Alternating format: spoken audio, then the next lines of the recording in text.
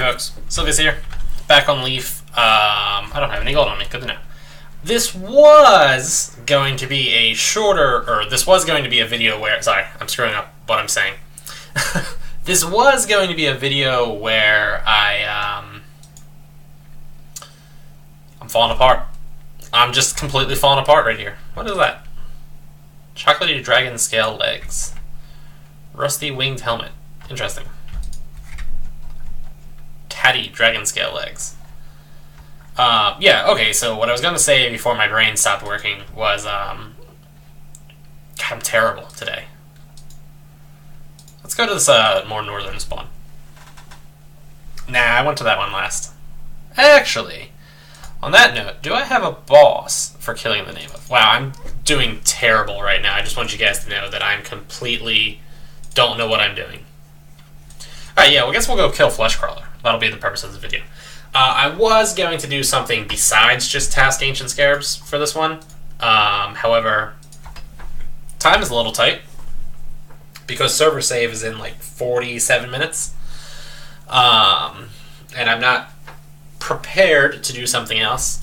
I was going to start doing some work on the Ice Islands quest so that I can get access to Nibelor, whatever it is.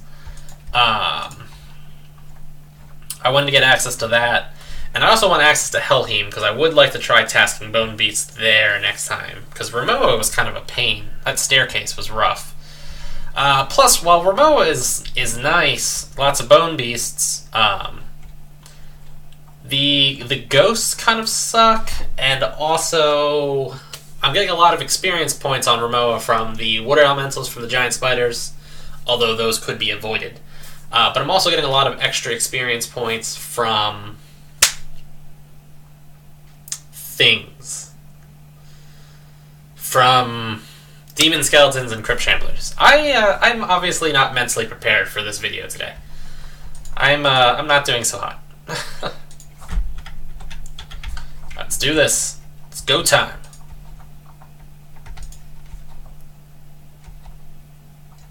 Come on, let's kill a little bit better. There we go. Open. Wrong backpack. Right backpack. Target the scarab. Okay. So yeah, since this is a relatively short video, I didn't really have a topic of conversation prepared either, because I am crappy at my job. Actually, that's not true. I was thinking of something. I just kind of was hesitant to talk about this topic again. But let's do it anyway. So it was like yesterday, a light novel I've been following for quite some time. I don't know exactly when I started to read it. And that's actually a topic itself, too. Finally came to an end.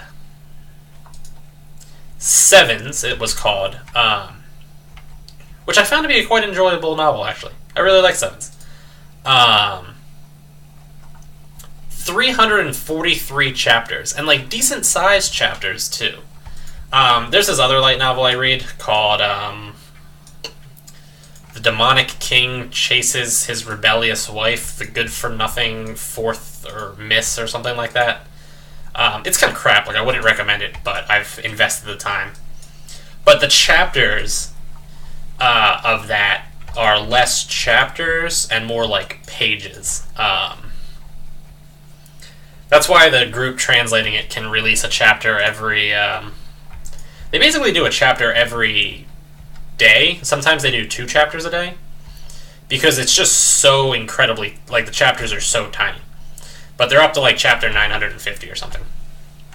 But Sevens had, like, real-size chapters. Ooh, Spring Sprout Rod. That's the first time I picked up one of those.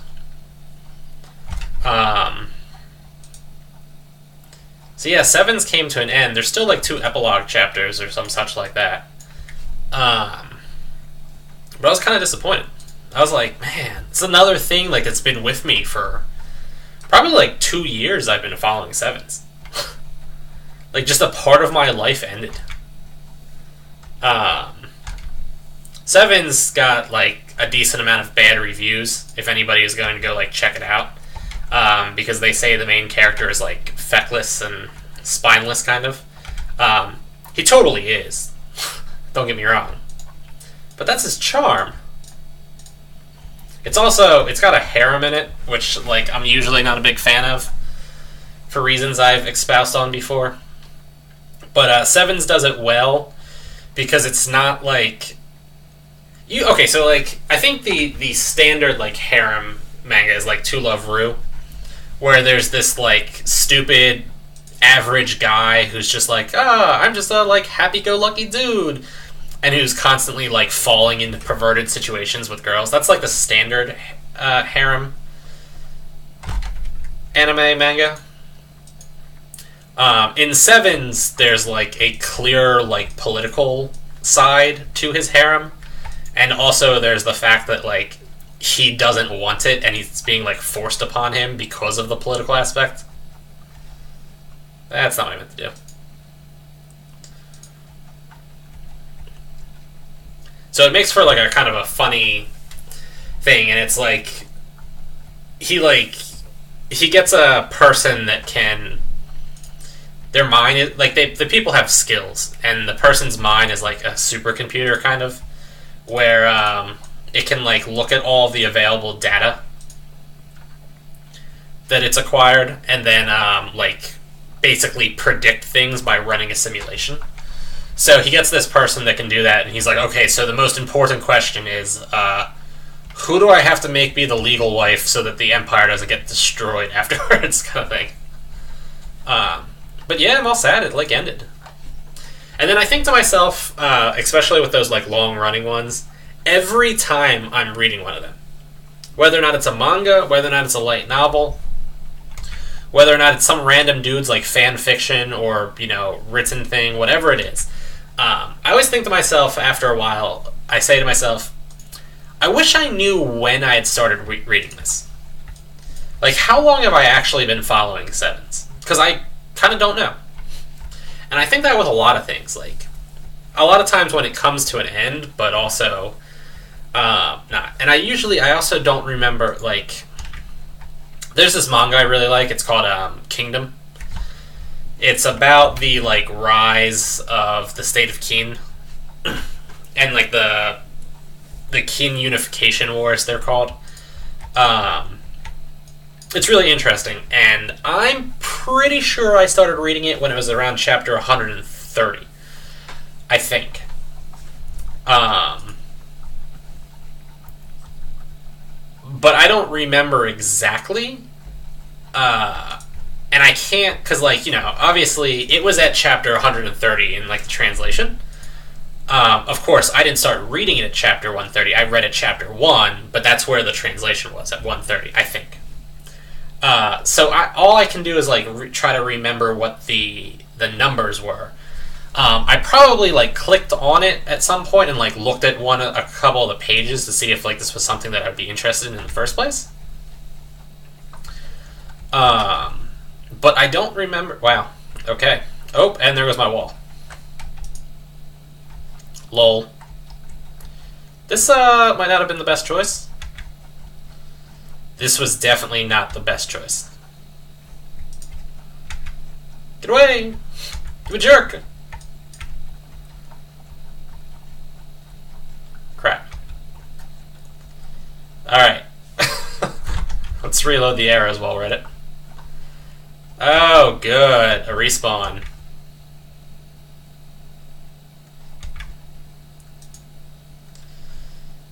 I gotta, like, make my way back through there now.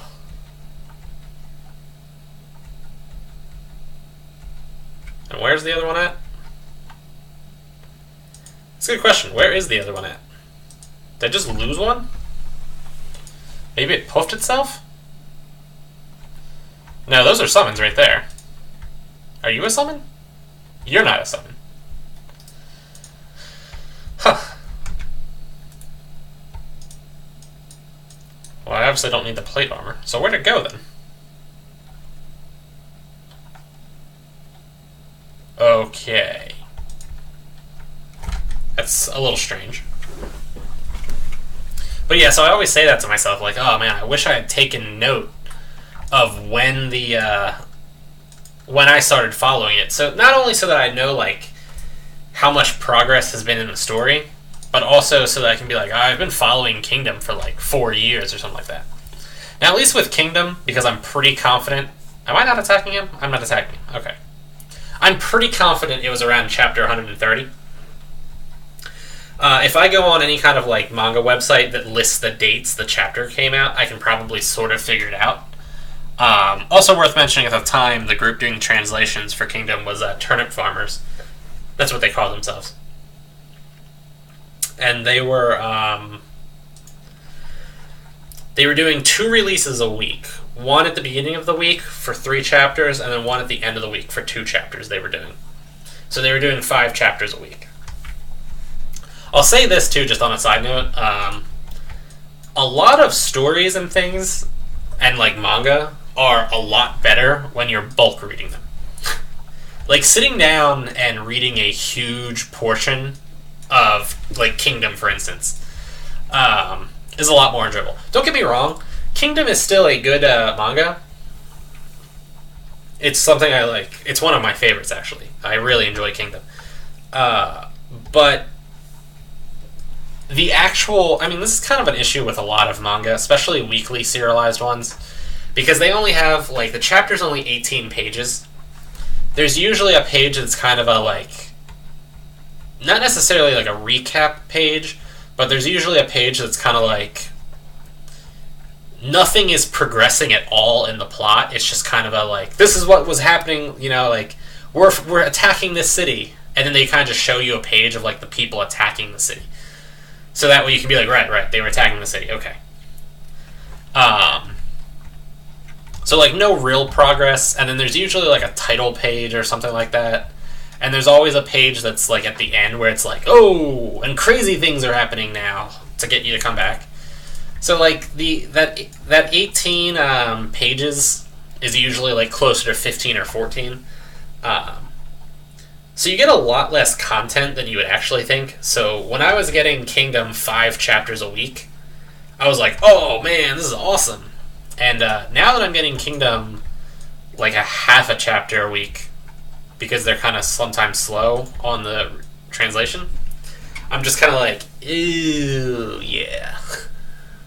Like, I'm all excited when I see it's on my, like, updated manga feed. I'm like, yeah, chapter Kingdom, woo! And then I read it, and I'm like, nothing happened. That demonic king chases his wife or whatever is one of those like that too. Like when you binge read it and you read the 900 chapters, like the chapters are basically a page. So like 900 pages, maybe like let's say a page and a half. So like 900 to maybe like 1800 pages is a huge amount of content. And like wasted time on like stupid descriptions and stuff like that, or not like prompt storytelling, isn't really that big of a deal when you're consuming the content in that manner. But when I'm not binge consuming the content, so Demonic King, for instance, has this. By the way, the guy is not a demon. Just throwing that out there. He's devilishly handsome. That's why he's called that.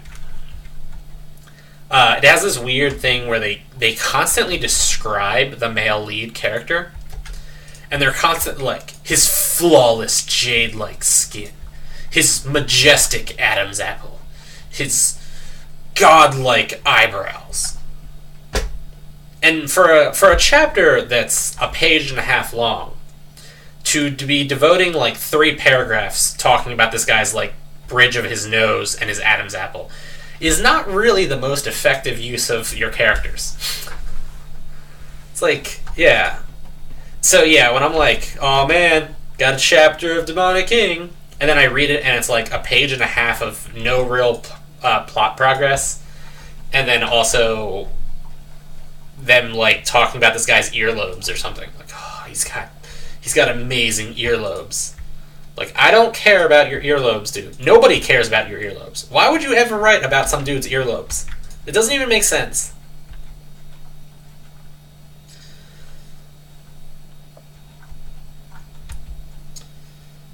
But yeah, so it is one of those things. In the same topic, or in the same vein, I actually follow this webtoon. That's the word, right? Webtoon? Like a comic not manga, called The Order of the Stick. The Order of the Stick is hilarious. It's basically like mocking Dungeons... It's not mocking Dungeons & Dragons, but it's a cartoon that exists in the Dungeons & Dragons universe, I should say. But the characters are like aware of the mechanics and stuff like that. So they make a lot of like jokes about the rules and stuff like that. Like there's an early one where they're scouting out the dungeon, and they're like the scoutishy type people. So for anybody who hasn't ever played Dungeons & Dragons, in Dungeons & Dragons, everything is like a skill check. You're like, alright, I'm going to go persuade that guy to let me into this place without like an invitation. So you make like a diplomacy check. But if you want to lie to the guy and say that like you were in earlier with somebody else, it's a bluff check because you're trying to deceive him. You could also threaten the dude, which is then like an intimidate check. Or you could try to climb over the wall, which is a climb check. So like there's all these different skills, you know, you've got your lock picking, your move silent, your hide checks and stuff like that. And one of them is like listen checks. So in the like one of the early comics, they're like walking and they're scouting, and then the one guy's like, "Hold up, I think I failed a listen check." And everybody's like, "Oh, did you really? I don't think I made one either." And he's like, "Yeah, we're definitely missing something." And there's a whole bunch of ninjas just standing around them, like 4 feet away from them. Or no, he's like, "I think I failed a spot check." So there's all these like ninjas just standing right there, and he's like, "Yeah, I think I failed a spot check. I'm not seeing anything." And the one ninja's like, "Dude, I'm like right in front of you." And he's like, "Crap, failed a listen check too." So like that's kind of the humor of it. But I remember I found this web novel. Ooh, woo. There we go. I found this webtoon in probably like 2005 or 2006. I don't remember exactly how I found it, but I remember I found like a forum post where this dude was like, "Is this how a paladin should be?" Ironic, because I'm playing Leaf, who's a paladin. Again, for anybody who's only ever heard the term paladin from Tibia, actual like paladins are holy warriors that use like sword and shield, usually. Sometimes they use like two-handed swords. Sometimes they use like blunt weapons too. But paladins are always like capable of... I mean, they're similar to the Tibia paladins, what with like the limited holy magic. Whereas like an actual priest type character would have the more like very notable holy magic. Paladins would have like some type of things, usually some kind of like holy smite spell and stuff like that, and some like limited buffs and heals. Tibia doesn't really have a lot of buffs, but there's obviously more of those in actual Dungeons & Dragons than there is in Tibia. But yeah, paladins do not normally focus on ranged weapons. That's like a really weird thing that Tibia did, and I'm not really sure why they did it that way. But yeah, in Dungeons & Dragons, paladins are supposed to be like holy warriors. Their alignment has to be lawful good, which means like if they give you their word, they kind of have to follow through with it. There's like 9 alignment types in Dungeons & Dragons. You've probably like you see it sometimes on like internet type things, where they'll put like characters from a show or something on the alignment grid. I know I've seen one for an anime I watched called Nanaha. But yeah, it'll show like the various characters in that and where they fall in the alignment grid. So like you've got 2 axes essentially. Good versus evil with neutral in the middle, and then law versus chaos with neutral in the middle again. So your like lawful good person is like your standard police officer type dude. Your guy that's like honor is important, keeping your word is important. You shouldn't lie to people. Like, the world is best when it's, like, structured and everybody's, everything's good for everybody. You've got your neutral good, which is just your general, like, I just want the world to be a better place. Like, I'm going to just try to help people and stuff like that. And you've got your chaotic good person, which is kind of like your freedom fighter type person. Like Robin Hood, for instance, would be chaotic good. And then you've got your lawful neutral person, which is just your government bureaucrat dude who's like, you didn't fill out this form correctly, you have to do it all over kind of person. That, like, just kind of blind adherence to rules. True neutral is like a person that doesn't have strong feelings one way or the other. Chaotic neutral is a person that just does things, like, randomly and is kind of all about themselves. Like, they're sort of... Their guiding, like, drive is kind of selfishness, in a sense. Where they're just like, I want to be happy. I don't want to make other people unhappy, but I just want to be happy. Your lawful evil is, like, your tyrant kind of person. Think, like, the Nazi SS, for instance.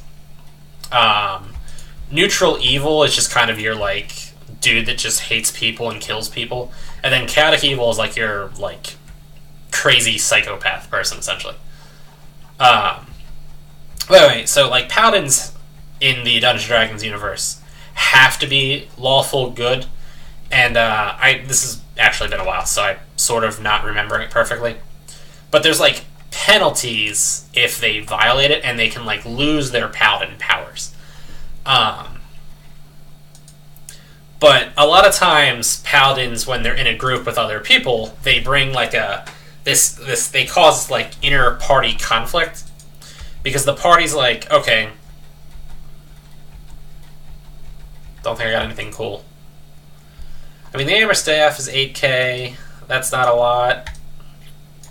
1k on the gold. Not bad. Alright, not bad. Got another spring sprout rod. Those are 3.6k, I think. Not huge, but not bad.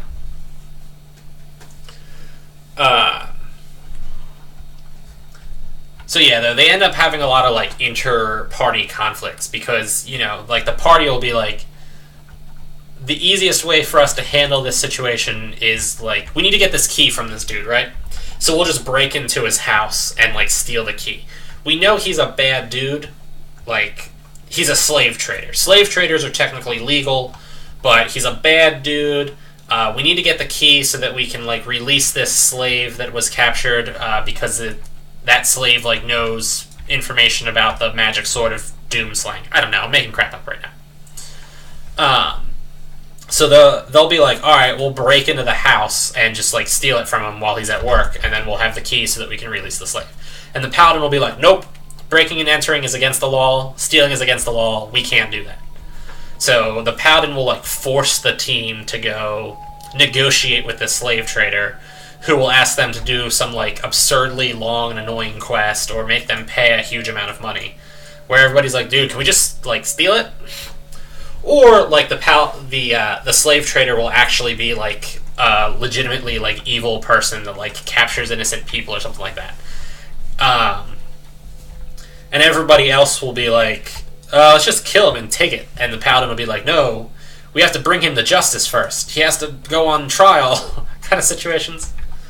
But anyway, the Order of the Stick had this paladin. Her name was Miko Miyazaki, I think, because the paladins came from a Japanese empire. And she was like the blind super adherence to the rules, where like anybody that did anything wrong, she was like, oh, you're evil, I need to kill you. Kind of thing. And, like, she couldn't understand that, like, there were shades of gray in life and stuff like that. So she assumed that, like, anybody, that did, like, anything wrong was, like, inherently super corrupt, and if she couldn't, like, rationalize it away or something like that, she'd be like, oh, they're being misled by another person and stuff like that. She was super annoying, actually. But yeah, that's how I found it. This dude being like, is this actually how a paladin works? And then posting the links to her. She was, however, a fun character. She also exited from the story in a really good way. So it was she was a good thing. But yeah, the Order of the Stick has been updating. Ooh, I'm paralyzed, that's why. And didn't have enough mana. The Order of the Stick has been updating relatively infrequently lately. It used to be kind of a once every 3 days kind of thing. And now it's closer to like once every 2 weeks.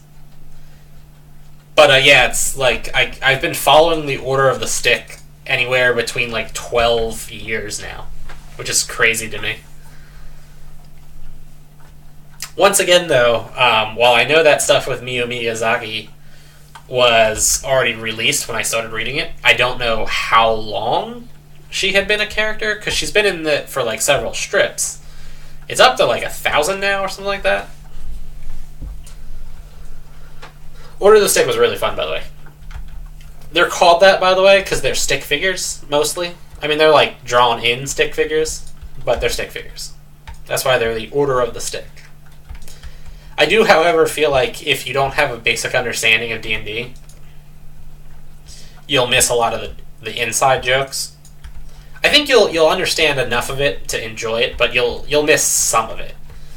And if you don't know how to play like RPGs at all outside of Tibia, you're definitely going to miss a large amount of it. But it is a really enjoyable thing. I just wish it was updating more. On the topic of never paying attention to those kind of number things, though, I also don't really know how often it updates, because every time it updates, I say to myself, I'm like, oh man, it updated. Today's like the 17th. Got to make sure I remember that so I can tell how long it's been since it updated. And then within like 2 seconds of me saying that to myself, I forget what I just said. And then like 2 weeks later, or however long it is, it updates again, and I'm like, crap, I don't remember when I said it was updating last. Because I'm an idiot. See, I would have just put down a firewall here and played it safe, but instead, I'm an idiot. To be fair to me, that ancient scarab should have died a long time ago. Got a scarab coin from that one, not bad. Probably drink another pot. Grab that, grab that. I'm full. Scarab isn't dead. Still isn't dead. Grab my 9 coins. Scarab missed. 246, 74. Should be a scarab that was injured and I sent down here. And there it is. 10 gold coins. It is 3:40, so I'm going to head back at this point. Also, since I kind of ran out of topics to talk about, too. I'm a bad entertainer, people. I was actually saying this when I made the last Exile video, which I don't know how much overlap there is between people watching the 2 videos. But I was kind of commenting on how, like, I say and like, and I pause an awful lot. And do things like, I can't, what was it? What was I going to say? I don't use like a script or anything in my videos. Like this is all just kind of like free form, me talking about whatever pops in my head. But it's hard to like perform, because that's essentially what I'm doing. It's hard to perform and also play a game at the same time. And if the game was just mindless, which sometimes Tibia is, although at my kind of level it's not that mindless. But if it was just like, you know, Call of Duty or something where I just need to keep shooting people, it wouldn't be that hard to talk. But here I need to keep being like, alright, I gotta go through here. How fast until the respawn? Should I put down a wall? And stuff like that. It's hard to hold an intelligent conversation without pause. Because normally when I'm actually like conversing with another human being, they speak for some amount of time. And when they speak, that gives me an opportunity to like marshal my own thoughts. And I obviously don't have that here. I'm just dictating to the computer the whole time, which is quite hard, actually. I think I've said this a couple times, but I suggest anybody, like, you should get a free recording software. Even if you don't get the recording software, your computer should have a voice recorder, and even if your computer doesn't, or you don't have a microphone, your phone should have one. So just sit down and play Tibia for 30 minutes. Turn the recorder on, and then just, like, speak the whole time, and then see what you end up with. It's quite difficult. Anyway, folks, that's it for me. As always, like, favorite, comment, subscribe, check me out on Patreon, Twitter, and Facebook. And I'll see you guys.